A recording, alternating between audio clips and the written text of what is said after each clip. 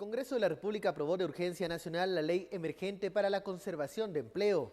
¿De empleo o de privilegios? Participe del tema de la noche con el hashtag SFLeyMaquila. En esta oportunidad hablaremos de lo aprobado por la 8ª legislatura y también que siguen los problemas en FCN.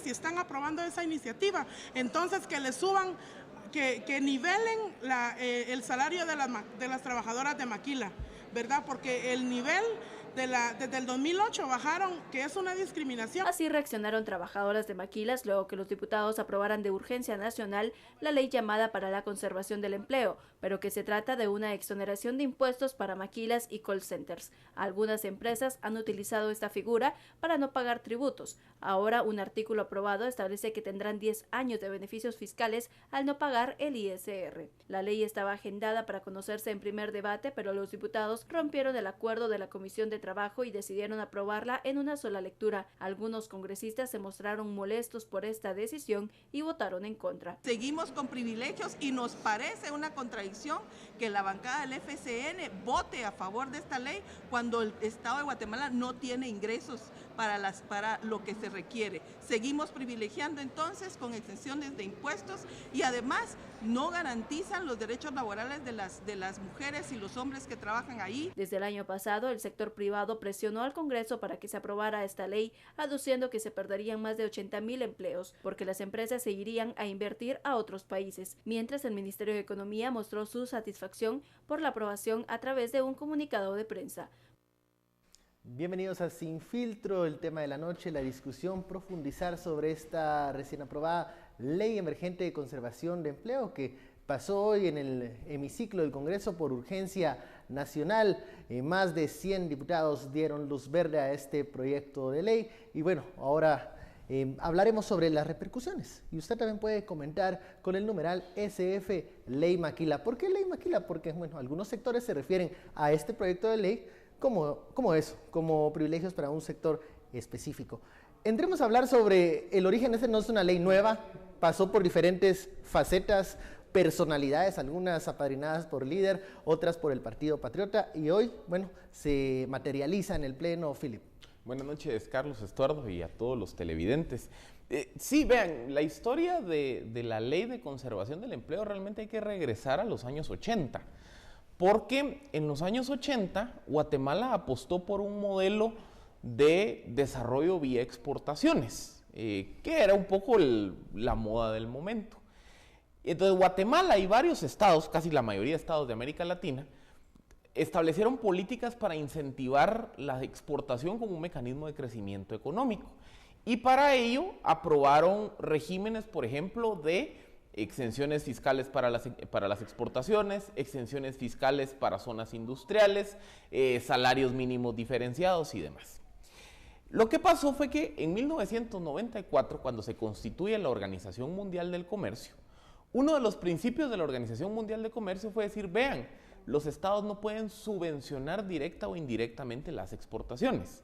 Entonces, le dan un plazo de 20 años a los países en vías de desarrollo para que eliminen las subvenciones. A Guatemala ese plazo se le venció a finales del 2015. Entonces, básicamente, el primer debate era decir, bueno, o sea, Guatemala estaba obligado a tener que derogar muchas de las exenciones fiscales que se habían aprobado a finales de los 80. Ese es un primer tema a considerar. Pero mientras eso pasaba, El Salvador, Honduras y Nicaragua hicieron procesos de aprobación de nuevas leyes que se adecuaran a su compromiso ante la Organización Mundial de Comercio. Y lo que ocurrió fue que estos tres países lograron obtener una exención del ISR por periodos entre 7 y 15 años, para particularmente el sector textil. Entonces, el problema que le empezó a generar a Guatemala es decir, bueno, cuando los empresarios del sector maquila empezaron a ver que la ley se vencía a finales del 2015 y que en El Salvador, en Honduras y en Nicaragua, ahí se había hecho una exención de impuestos, básicamente empezamos a ver un proceso de migración de las maquilas hacia esos 3 países. Entonces, la ley de hoy es un poco la búsqueda de respuestas a los 2 fenómenos que se generan. El primero, que había que cumplir con la Organización Mundial de Comercio de reducir todas las exenciones fiscales, porque básicamente lo que se hizo con la ley de conservación del empleo fue que de 22 sectores que estaban contenidos en la ley original del 89, se redujo a 2, que es maquilas y contact centers. Y segundo, esa es la forma que Guatemala trata de conservar o evitar que El Salvador, Honduras y Nicaragua, que aprobaron sus respectivas leyes, se roben las maquilas locales. Ese es como el balance. Obviamente, el cuestionamiento que se genera es qué impacto fiscal va a tener, y creo que ese es un tema que también hay que debatir. Vamos a hablar, Estuardo, algunos centros de pensamiento técnicos han manifestado de que esto es difícil, ¿no? En el momento en que no hay un Estado fuerte que pueda vigilar si existen abusos cuando se dan estas exenciones fiscales. Desde 1989, lo mencionaba Philip, se ha dado esto, ahora se reduce a 2 sectores principalmente. ¿Va a ser esto efectivo para conservar las 180,000 plazas que el Mineco garantiza que se quedan en Guatemala?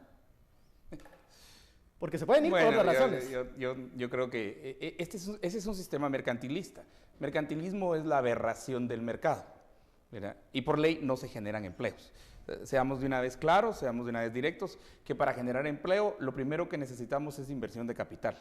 Y el capital viene no porque hay una ley de maquilas y call centers, el capital viene porque hay certeza jurídica, porque hay seguridad, porque a los gerentes no los van a secuestrar. Viene por otras razones, no viene necesariamente porque haya una ley. Muchos países tienen una ley de incentivo a la inversión.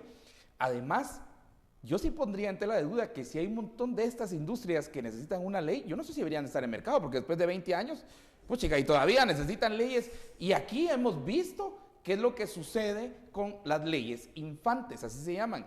Y estas son leyes de la infancia, así le llaman a ciertas industrias para promoverlas. Lo que hacen es un privilegio. ¿Qué es un privilegio? Es un privilegio, es una ley privada. En este caso es una ley privada para maquilas y call centers. En el caso de la maquila es todavía más doloroso, diría yo, porque muchas empresas que no son maquiladoras, o sea, en la explicación, en el abanico más amplio, en la explicación más amplia, muchas se fueron a esa ley que de hecho terminó el año pasado. Ajá, hay una normativa de hecho en la ley aprobada, y es que las que estuvieron antes no pueden estar ahora. Y definición de maquila, había de todo en esa definición, entonces todo el mundo usó esa sombría básicamente para... Ahí se evidencia que hubo un abuso. Sí, hubo un abuso de esa ley, y además no solamente hubo abuso, sino que no significó mayores ingresos para el Estado.